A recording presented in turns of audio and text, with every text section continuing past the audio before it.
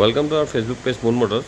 আজি আপোনালোকৰ কাৰণে লৈ আহিছোঁ এখন Tata Altroz XZ plus variant 2022 model হয়, petrol version.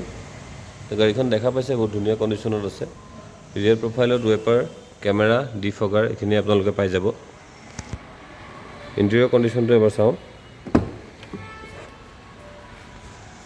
4 power windows, push start button, steering mounted control, 5 speed manual transmission, automatic AC, touch screen, এই গোটেইখিনি পাই যাব। গাড়ীখন দেখা পাইছে খুব ধুনীয়া কণ্ডিশ্যনত আছে, নিট এণ্ড ক্লিন হৈ আছে।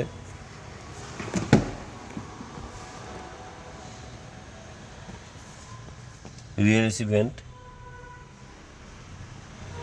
যদি কোনোবাই এই গাড়ীখন ল'বলৈ ইণ্টাৰেষ্টেড হয় তেনেহ'লে স্ক্ৰীনত আহি থকা নম্বৰত যোগাযোগ কৰিব পাৰিব। অকল এইখনেই নহয়, আমাৰ ষ্টকত আৰু বহুতখিনি গাড়ী আছে।